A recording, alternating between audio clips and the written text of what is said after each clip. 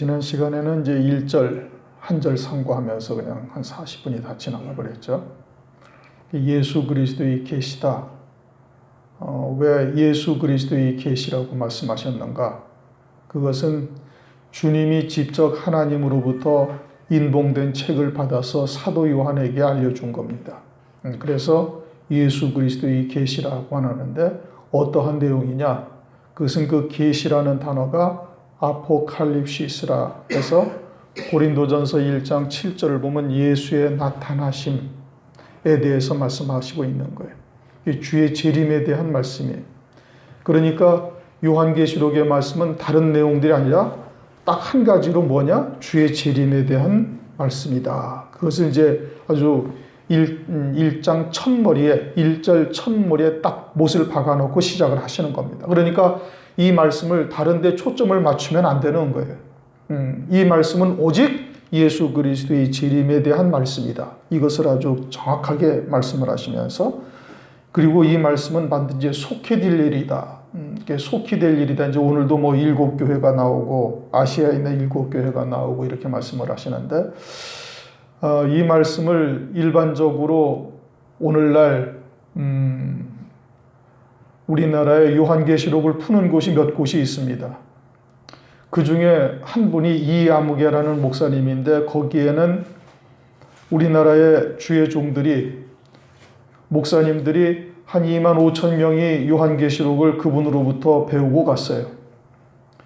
그래서 우리나라의 교회가 한 7만여 개 교회 정도가 될까 말까 그러는데 그 가운데 한 3분의 1 정도가 이제 그분의 요한계시록의 말씀을 듣고 간 겁니다. 그런데 그분은 어떻게 푸는고 하니 이 말씀이 속히 될 일이다. 아시아에 있는 7교회, 지금 오늘 4절에 그렇게 말씀하고 있죠. 아시아에 있는 7교회에 대해서 편지하였다. 그래서 그 아시아에 있는 7교회가 이제 에베소, 서머나, 버가모 해서 이제 오늘날의 터키 지역에 있는 초대교회 7교회들에게 편지한 내용이고, 그리고 이것은 초대교회 7교회에 편지한 내용이므로 초대교회가 다 끝날 때, 다시 말하면 유대인들이 예수님을 죽인 죄값으로 로마에 의해서 온 세상에 다 흩어지는 서기 70년경에 그때로 이미 요한계시록의 말씀이 다 성취되었다. 이렇게 풀고 있습니다. 이 문제가 심각한 것이죠. 그러니까 요한계시록의 말씀이 오늘날 우리 교회들에게 해당이 안 된다. 이렇게 지금 성경을 해석하고 있는 거예요. 다 끝난 일이다. 초대교회 7 아시아 지역, 당시의 소아시아 지역에 있던 실제 에베소, 서머나, 버가모, 두아디라, 사데, 빌라델비아, 라오디게아의 7교회에 편지하신 내용이고 그 7교회가 다 이제 유대인들이 멸망당할 때 함께 다 멸망당했으므로 이 요한계시록의 말씀은 그때로 이미 다 끝난 것이다 라고 풀고 있어요. 이아무개라는 목사님이. 그리고 그분한테서 우리나라의 목회자 가운데 한 2만 5천 명이 그분의 요한계시록을 푸는 것을 그대로 받아들이고서 그렇게 지금 알고 있다 이겁니다. 그런데 여러분 마태복음 24장을 보면은 그냥 그것이 잘못됐다라는 것이 그냥 한마디로 딱 끝나버리는 거예요. 마태복음 24장은 창세일에 없던 환란이 큰 환란이 있고 그 환란 후에 인자의 징조가 있다. 마태복음 24장에 그렇게 말씀하시죠. 그리고는 32절에 무화과나무의 비율에 대해서 말씀하고 있어요. 그러니까 창세일에 없던 환란이 언제 있을 것이고 주의 재림이 환란 후에 있는데 그때가 언제쯤이냐를 무화과나무의 비유로서 성경에 유일무이한 표적으로 딱 명시를 하신 겁니다. 그리고 그 무화과나무의 비유라는 무화과나무는 일반 무화과나무를 말하는 것이 아니라 요엘서 2장이나 호세아서에서 무화과나무, 포도나무를 누구를 상징하고 있어요? 이 유대인들을 상징하고 있는 이스라엘을. 그리고 마태복음 21장에서도 무화과나무를 저주해서 뿌리까지 말라버리잖아요. 그게 누구를 말하는 거예요? 이스라엘 백성들을 말하는 거예요. 이스라엘이라는 나라가 사라졌다가 이스라엘의 나라가 다시 회복이 되어지는 것이 무화과나무의 비유로서 우리한테 창세일에 없던 환란이 언제 있을 것이고 그리고서는 그 환란 후에 주의 재림이 있는데 그 시대의 표적을 무화과나무로서 우리에게 딱 계시한 겁니다. 그러니까 초대교회 때의 7 아시아에 있는 교회에 대해서 하신 말씀이다라고 이야기한다면 이거는 마태복음 24장을 완전히 무시하는 일이 되어버리는 거예요. 그런데 오늘날 우리나라에 있는 거의 모든 교회들이 다 그렇게 알고 있다 이겁니다. 그렇게 배우고 가고 아니면은 세대주의나 무천년주의 사상에 빠져 있고, 그래서 대부분의 교회들이 요한계시록에 대해서는 상고하려고 하지도 아니하고 상고하면은 그냥 이상하게 보는 거예요. 그런데 마태복음 24장을 보면 이제 오늘날이 비록 이제 그와 같이 무화과 나무의 비유가 성취되었으니 이제 그때로부터 속히 될 일이다라는 것을 말씀하고 있는 것이지, 요한계시록을 주신 그 이후로부터 금방 속히 될 일이다 이걸 말씀하고 있는 것이 아니란 말씀이에요. 그래서 호세아서 6장 1절 2절에도 보면 이틀 후에 하나님이 우리를 살리시고 여호와께서 우리를 찢으셨지만 이틀 후에 우리를 살리시고 제3일에 여호와 앞에 서게 하리라. 그럼 호세아서는 주님이 오시기 한 780년 전, 800년 전 사람이 호세아예요. 그 호세아서로 예언하는데 그러면 오늘과 내일 이틀 후에 이스라엘을 살리시겠다? 여호와께서 우리를 찢으셨으나 우리를 낫게 하실 것이요 이틀 후에 우리를 살리시고, 그 이틀이라는 단어가 언제로부터 계속되는 것이냐, 시작되는 것이냐를 갖다가 지금 알지를 못하고 있는 거거든요. 그럼 그게 언제부터 시작되는 거예요? 이스라엘이라는 나라가 찢어졌을 때, 언제? 서기 70년 예수 그리스도를 십자가에 못 박음으로 말미암아 돌 위에 돌 하나도 남지 아니하고 완전히 이 지구상에서 이스라엘이라는 나라가 사라진 그때로부터 이틀 후에 하나님께서 살리신다는 거예요. 그리고는 1948년에 이스라엘 나라가 딱 독립을 한 겁니다. 이건 세계사의 유일무이한 일이에요. 어느 나라도 이 지구상에서 그 나라가 사라졌다가 거의 2000년 만에 다시 그 나라를 회복한 역사가 세계사에 존재하지 아니하는 겁니다. 이건 하나님만이 하신 일이고 하나님께서 우리에게 표적으로 주신 일인 거예요. 그리고서는 여름이 오면 아모스서 8장 1절 이하에 여름이 오면은 아모스 선지자에게 아모스야 네가 뭘 보고 있느냐? 여름 광주리를 여름 과일을 한 광주리 보고 있습니다. 그러냐? 여름이 오면 내 백성 이스라엘이 끝이 이르리라. 그러면 아모스 선지자도 주님이 오시기 800년 전 사람인데 그러면 그때로부터 여름이 이 지금까지 몇 번 지나갔어요? 2800번 지나갔어요. 그러면 그 여름이 그냥 해마다 오는 여름철을 말하는 겁니까? 아니면은 무화과 나무에 비유해서 여름이 오면은 주의 재림이 곧 문 앞에 이르리라, 그것을 말씀하고 있는 거예요. 그걸 말씀하고 있는 것이지요. 그러니 이 속히 될 일이다. 또 예언의 말씀 이제 3절이나 4절에 아시아에 있는 7교회에 편지한다 해서 당시에 소아시아, 지금의 터키에 있는 그 아시아에 있는 7교회에다 편지를 하고 그 교회가 지금은 다 사라졌으니까 이제는 이 요한계시록의 말씀은 그때 다 끝난 것이다 라는 말씀이 맞아요? 틀려요? 그건 있을 수가 없는 일이지요. 그건 말도 안 되는 소리인 겁니다. 그러니까 속히 될 일이라는 것은 언제부터 속히 될 일이라고 말씀하시는 거예요? 무화과 나무의 비유가 성취된 이후 속히 될 일을 말씀하고 있는 겁니다. 그리고 이 말씀은 누구에게 주시는 말씀이다? 종들에게 주시는 말씀이에요. 은혜 시대의 목사들을 말하는 것이 아니라 환난 날에 사역할 종들에게 주시는 말씀이에요. 그렇게 그것을 5덩어리를 다 먹은 자고는 먹고 소화가 되어져서 환난 이전에 이미 어린 양의 생명책의 그 이름이 농명이 되고, 그리고서는 환난의 때 예언의 말씀으로 아구까지 채운 자는 환난 날에 그 종으로 사역할 수 있도록 하나님께서 하시겠다는 뜻인 겁니다. 오늘날 은혜 시대의 목사와 환난 날에 사역할 종들과는 전혀 다른 겁니다. 그건 요한복음에서도 말씀드렸고 아모스서 6장 1절 이하에도 말씀하셨고 있고, 호세아서 4장 9절, 호세아서 4장 6절, 이 백성이 장차는 이 백성이 지식이 없음으로 망하는도다. 그러면서 이제 장차는 백성이나 제사장이나 일반이 된단 말이에요. 왜? 환난 날에 환난을 통해서 이루신 구원의 말씀을 깨닫지를 못하니까 제사장이든 백성이든 다 똑같다 이겁니다. 그리고서는 환난 날에 그 말씀을 가진 자들이 종이 되는 것을 말씀하고 있는 거예요. 그래서 그 천사를 그 종 요한에게 보내어 지시하신 것이라. 사도 요한은 태초에 말씀이 계시니라 하신 영의 세계보다도 훨씬 더 그 이전의 세계를 깨닫고 있는 자예요. 그러니까 알파가 되시는 하나님, 그리고 오메가가 되시는 하나님까지 알고 있는 유일한 사도가 누구예요? 사도 요한이에요.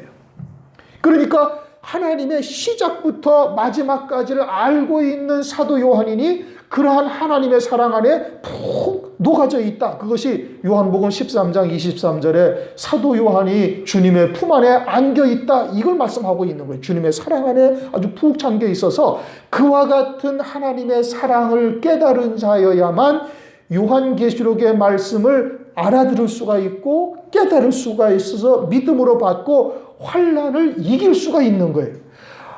마귀가 우리를 죽이려는 또 핍박하는 그 몸의 위험보다도 더 큰 하나님의 사랑을 알고 있어야 그걸 이길 수가 있는 겁니다. 우리가 고난을 어떻게 이겨요? 믿음으로 이기는 거예요. 그럼 어떤 믿음으로 이겨요? 하늘 소망 가운데 믿음으로 고난을 이긴단 말씀이에요. 왜요? 하늘 소망이 나를 향하신 하나님의 사랑이 무엇인지를 알고 있으니까, 그러니까 육신적인 고난도 이것도 그 하나님의 사랑을 이루시기 위한 하나의 방편으로 내게 주신 것이라는 것을 깨달을 때 그 고난을 이겨나갈 수가 있는 거예요. 그래서 골로새서 1장 11절에 뭐라고 말씀하셔요? 그 영광의 힘이, 어떤 영광의 힘? 하늘 위에 있는 영광의 힘이 모든 능력으로 모든 것을 다 능하게 하시고 기쁨으로 오래 참고 견디게 하신다 이겁니다. 하늘에 속한 그 영광이. 그러니까 그러한 하나님의 사랑을 알파부터 아주 시작부터 생명의 세계, 영의 세계보다 그 이전의 생명의 세계부터 깨닫고 있는 사도 요한과 같이 하나님의 사랑을 깨달아야 우리의 육신의 목숨을 갖다가 빼앗아가려는 적그리스도의 권세 앞에 굴복하지 아니할 수가 있는 거예요. 그보다 더 크신 하나님의 사랑을 알아야. 그래서 사도 요한에게 하나님께서, 그리스도께서 주셨다. 그걸 1절 내용이 이제 지난 시간에 했던 겁니다. 2절, 요한은 하나님의 말씀과, 하나님의 말씀은 4장 이후에 벌어질 이제 환난에 대한 말씀인 겁니다. 그 하나님의 말씀과 예수 그리스도의 증거, 예수 그리스도의 증거는 뭐냐? 곧 자기의 본 것. 그것은 13절부터 16절까지 주님의 모습을 말하고 있는 거예요. 촛대 사이에 인자 같은 이가 발에 끌리는 옷을 입고 가슴에 금띠를 띠고 이와 같은 모습으로 사도 요한에게 나타났다 이 뜻인 겁니다. 그래서 자기의 본 것, 예수 그리스도의 모습을 다 증거했다 이겁니다. 그러면 주님이 이와 같은 모습으로 이제 13절부터 16절까지 뭐 제가 안 읽어드려도 되겠죠? 이제 요한계시록은 이제 많이 좀 읽어보시라고 그랬으니까 주님이 아주 이상한 모습으로 사도 요한에게 다 나타나신 거예요. 그러면 그와 같은 모습으로 사도 요한에게 나타나서 네 본 것을 성경에 기록하고 전하라. 7 금초대 교회에 전하라는 거예요. 그럼 7 금초대 교회가 그와 같은 주님의 모습을 본다라는 것은 무엇을 말하는 거예요? 7 금초대 교회를 향하신 주님의 뜻이 이러하다라는 것을 보여주시고 있는 겁니다. 다른 말로 얘기하면은 마태복음 17장 1절 이하의 엿새 후에 딸의 높은 산에서 주님이 부활의 영광, 하나님의 영광의 모습으로 제자들에게 딱 나타나셨어요. 무엇 때문에 나타나셔요? 베드로, 야고보, 요한에게 그와 같은 영광이 예비되어져 있다라는 것을 알게 하시는 거예요. 그리고 그와 같은 영광의 자리로 너희들을 세우시겠다는 뜻인 겁니다. 그러면 이와 같은 지금 발에 끌리는 옷으로 가슴에 금띠를 띠고 막 얼굴은 해가 힘있게 비치고 다리는 막 빛난 주석 같은 모습으로 이와 같은 모습으로 7 금초대 교회에 쫙 나타나고 그 사이를 다니시면서 7 금초대 교회의 사자들을 그 오른팔로 딱 오른손으로 딱 붙들고 계신다. 이게 뭘 말하는 거예요? 이제 장차 7 금초대 교회를 통해서 이루실 주님의 구원의 역사가 그와 같은 것임을 말하는 것이고, 그와 같은 주님의 구원의 역사를 깨달은 자여야 이 환난을 갖다가 넉넉히 이기는 자가 되게 되는 것을 말씀하고 있는 거예요. 다시 말하면 그와 같은 과정을 통해서 환난을 능히 승리하는 자들로 세우시겠다는 뜻인 겁니다. 우리의 구원이 먼저예요? 아담이 범죄한 게 먼저예요? 우리의 구원이 먼저인 거예요. 그렇잖아요? 창세전에 그리스도 안에서 구속하실 뜻을 우리에게 정하셨단 말이에요. 아담이 나오기도 전에, 물질 세계를 지으시기도 전에 이미 하나님께서 구원의 뜻을 먼저 정하신 거예요. 그와 같이 환난이 임하기 전에 7 금초대 교회를 하나님께서 미리 예정하시고 그들을 통해서 어떻게 그들을 연단하시고 훈련하시고 이렇게 세우셔가지고 이 적그리스도의 환난, 7배나 더 뜨거운 풀무불과 같은 이 환난을 어떻게 하나님께서 이겨나가게 하실 것인가를 주님의 모습으로 우리에게 보여주시고 있다 이겁니다. 그것은 사도 요한이 이미 그와 같은 신앙의 자리에 서 있다 이겁니다. 그러니까 그 말씀을 들을 수가 있고 기록해서 오늘날까지 우리들에게 증거할 수가 있는 거예요. 왜 사도 요한이 그와 같은 주님의 모습을 볼 수 있는 신앙의 자리까지 이르렀어요? 태초부터 계신 하나님의 사랑이 무엇인지를 깨닫고 있기 때문에 그런 겁니다. 하나님의 사랑을 가장 많이 깨닫고 있는 사도가 누구예요? 사도 요한이에요. 베드로가 아니라 사도 요한이 하나님의 태초의 말씀이 계시니라의 세계부터 딱 보고 있는 거예요. 영안이 열리되 영의 세계보다도 그 이전에 하나님의 생명의 세계, 하나님은 생명 그 자체신 겁니다. 하나님은 생명이시다 이겁니다. 요한복음 5장 26절 아버지에게 생명이 있음같이 그 아들에게도 생명을 주었다라고 말씀하시죠. 그러니까 하나님은 생명 그 자체인 거예요. 그게 영광이다 이겁니다. 그러니까 그 세계까지 사도 요한은 이미 보고 있는 것이고 그와 같은 신앙의 자리에 서 있기 때문에 요한계시록의 말씀을 증거할 수가 있다. 이제 그것을 말씀을 하고 있는 겁니다. 그럼 오늘날 우리들도 우리의 신앙이 그와 같은 믿음으로 그와 같은 세계를 바라볼 수 있는 자 될 것을 위해서 기도하셔야 되는 겁니다. 아니면 그냥 지식으로 듣고 한쪽 귀로 듣고 한쪽 귀로 끝나요. 여러분들이 지금 제가 설교를 하면서 이 말씀을 해석을 해드릴 때는 알아듣는 것 같고 이해하는 것 같지만 딱 돌아서서 나가시면 뭐 기억했는지 모르는 겁니다. 못 알아들어요. 그러니까 그와 같은 하나님의 사랑을 체험하고 깨닫게 해달라고 기도하실 뿐 아니라 하나님의 말씀을 계시록의 말씀을 자주 접하셔서 읽으셔가지고는 이제 이것이 단어가 생소하지가 않아야 되는 거예요. 그래서 자기가 본 것을 다 증거했다. 자기가 보았다? 그건 사도 요한이 이미 그와 같은 믿음의 자리에 서 있다 이 뜻인 겁니다. 그러면 우리도 그 세계를 보려면 어떻게 해야 돼? 그 믿음의 자리에 서 있어야 되는 거예요. 안 그러면 그냥 한쪽 귀로 듣고 아 그렇구나 하고 한쪽 귀로 또 금방 빠져나가가지고 나중에 집에 가서 다시 한번 읽어보려고 나한테 뭘 설교했지? 이게 뭔 내용이지? 이게 뭐 이해가 생각이 나질 않는 겁니다. 한번 시험해 보셔요 그럼.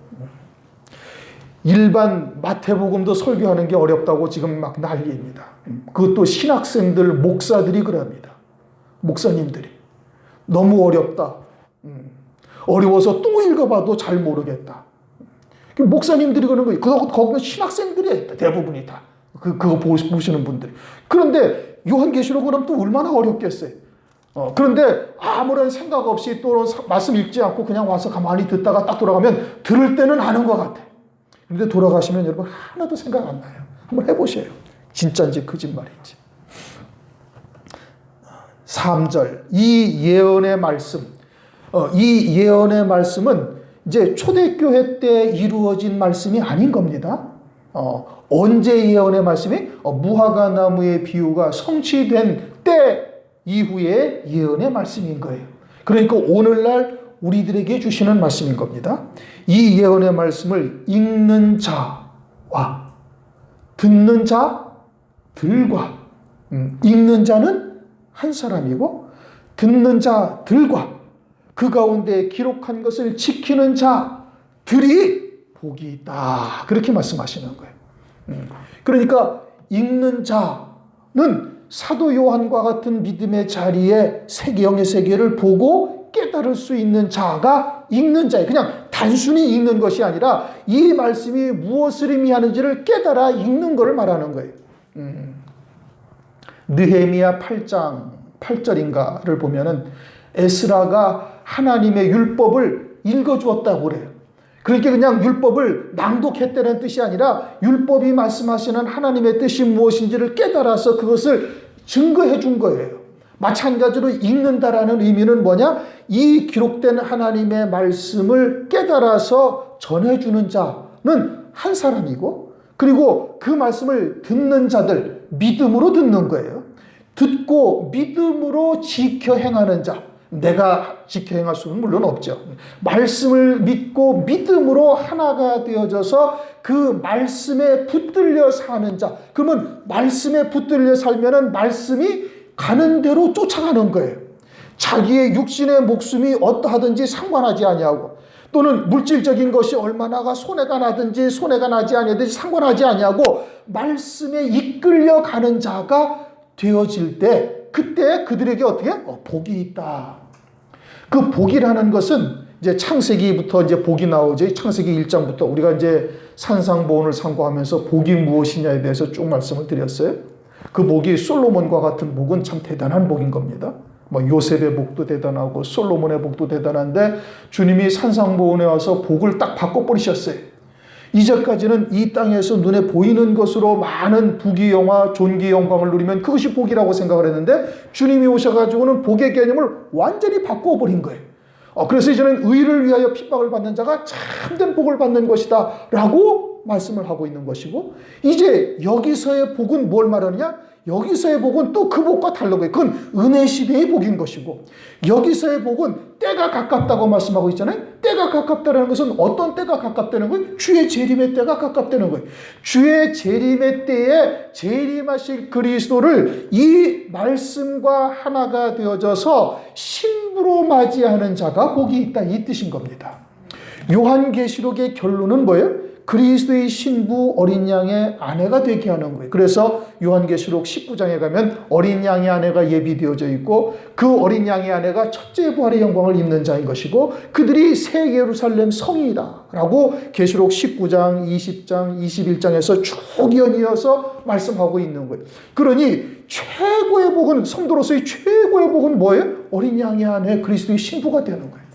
그거는 다른 말로 하면 뭐예요? 그것은 재림하실 그리스도와 함께 첫째 부활의 영광을 입고 오는 자가 되는 거예요.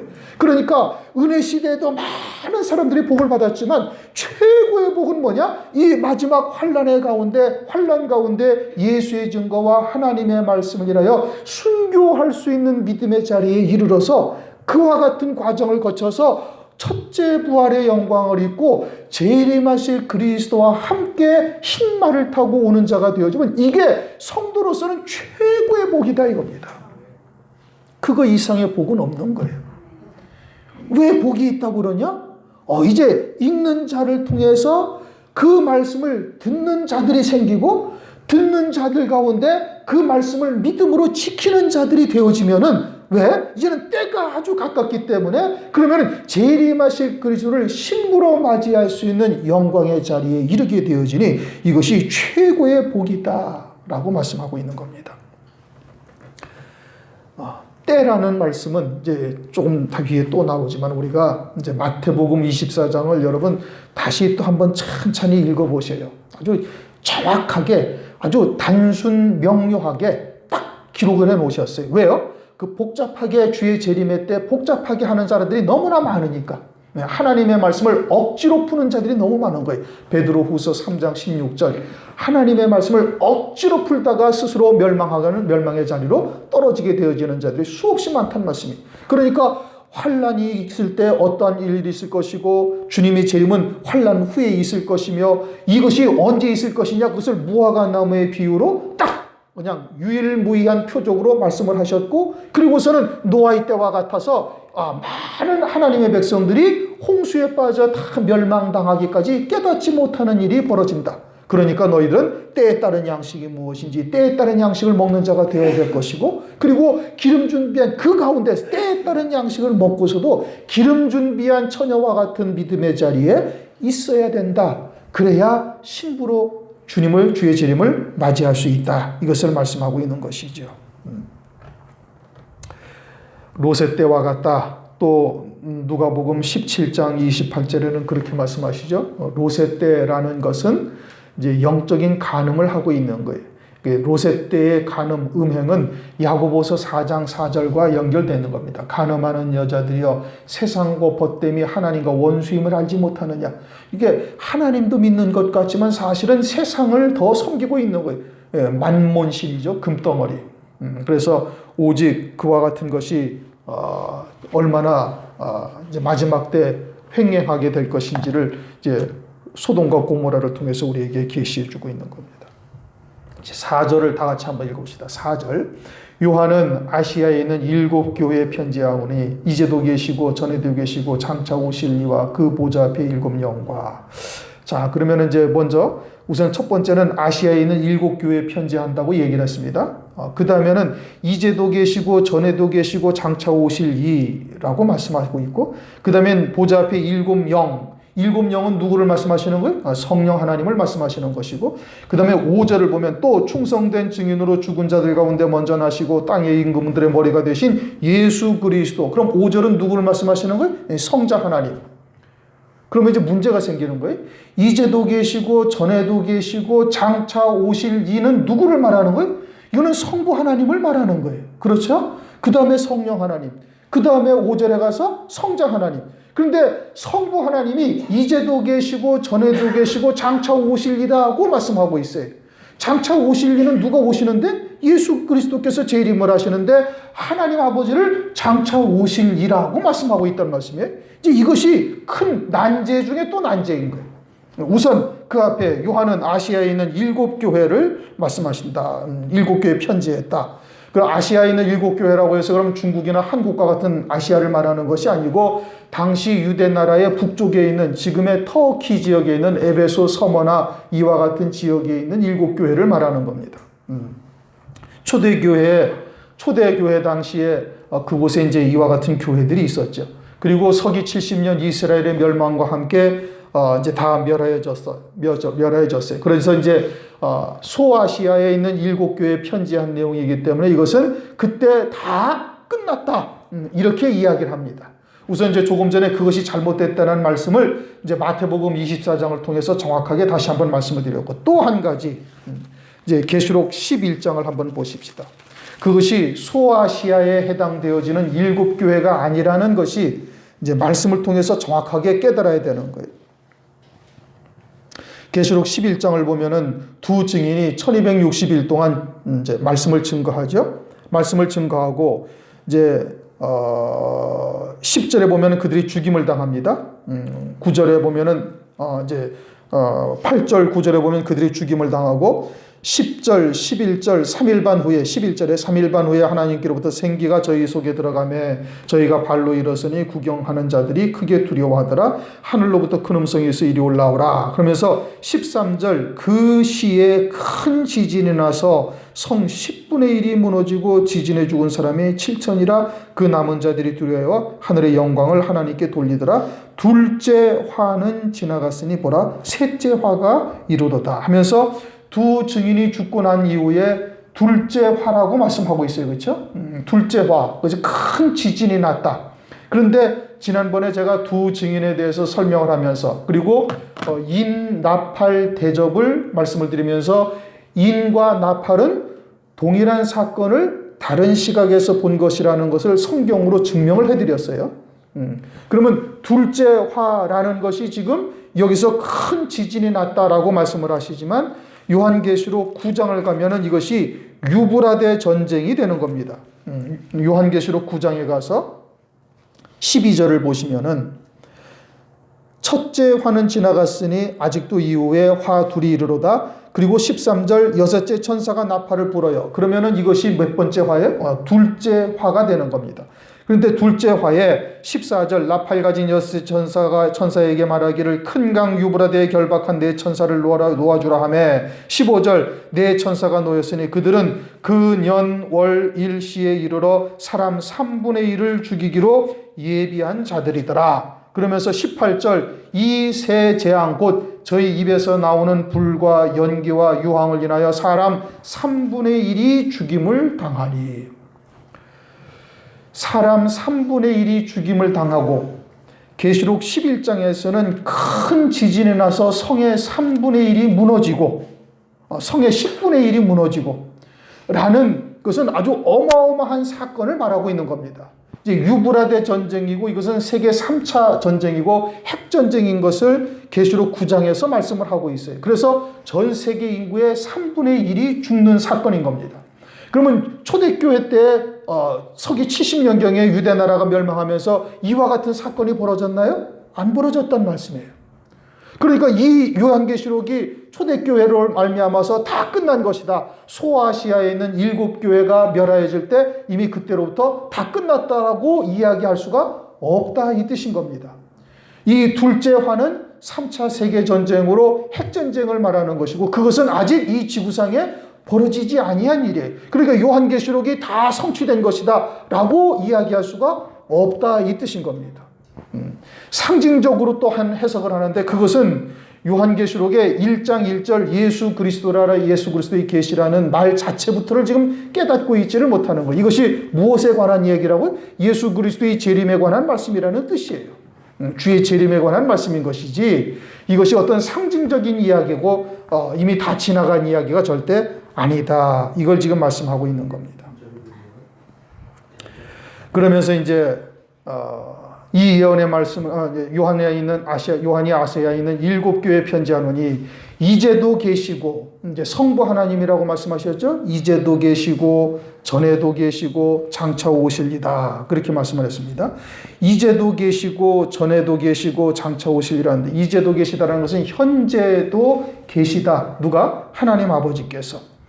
하나님 아버지께서 지금 육체를 입고 있는 나에게 모든 만물, 천지 만물을 섭리하시고 주관하셔서 그리스도를 믿게 하시고 그리고 성령으로 말미암아 아버지의 뜻을 깨달아가면서 열매 맺어 살아갈 수 있도록 은혜 베푸시는 하나님 아버지시다 이 뜻인 겁니다.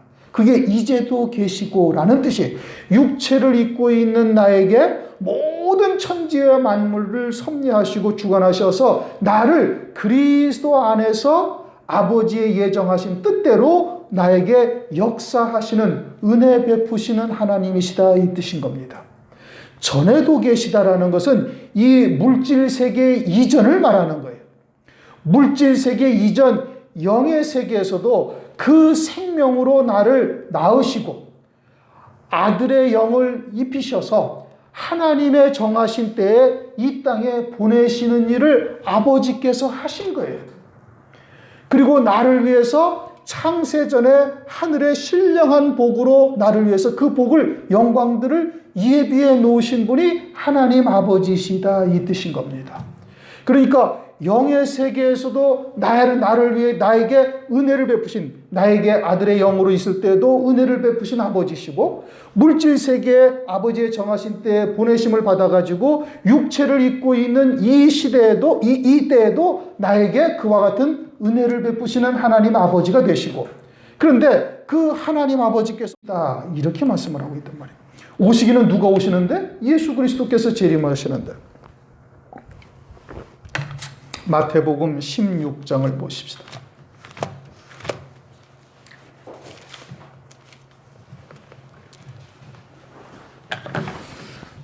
마태복음 16장 27절 27절 다 같이 읽습니다. 인자가 아버지의 영광으로 그 천사들과 함께 오리니 그때에 각 사람의 행한 대로 갚으리라. 인자가 아버지의 영광으로 그 천사들과 함께 온다라는 것은 주의 재림을 말하는 것이고 주의 재림의 때에 하나님 아버지의 영광을 입으시고 그리고 첫째 부활한 자들에게 그 하나님 아버지의 영광을 그들에게 입혀주시는 거예요. 영광, 하늘의 모든 영광은 누구의 것이? 하나님 아버지의 것이. 하나님 아버지의 영광인데 그 아버지의 영광으로 주님이 다시 오시면서 아버지의 영광으로 오실 뿐 아니라 첫째 부활의 영광을 입는 자들에게 아버지의 영광을 그들에게 입혀주심으로 그때는 우리가 신령한 몸을 입는 거예요. 첫째 부활의 영광을 입은 자들은 신령한 몸을 입는단 말이에요. 마치 부활하신 주님께서 살과 뼈가 있으신 것처럼. 그래서 구워진 생선을 잡수셨잖아요. 영은 몸이 없어요. 그렇죠? 영은 몸이 없어요.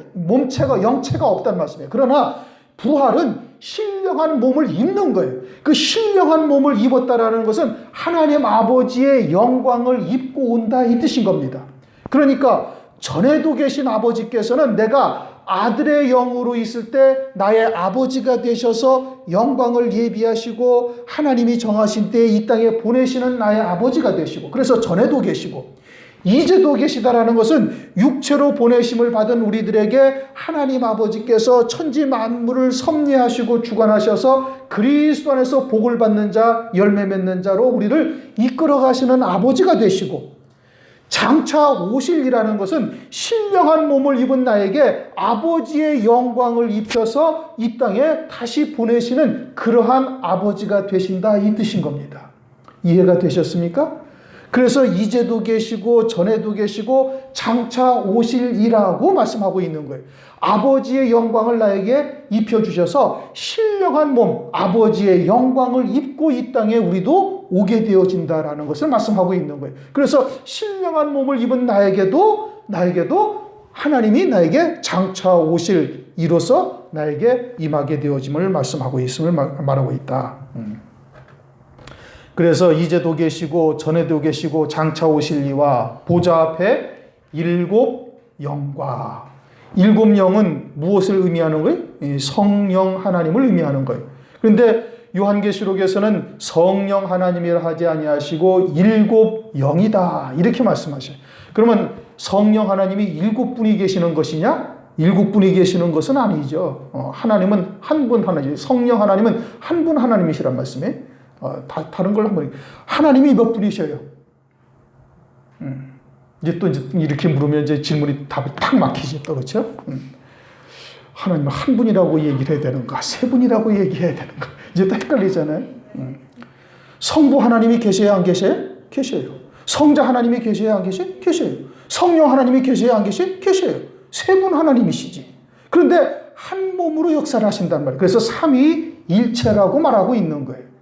그럼 성령 하나님은 한 분이신데 그 한 분 하나님인데 여기서는 일곱 영이라고 말씀하신단 말씀이에요. 그 왜 일곱 영이라고 말씀하시는가?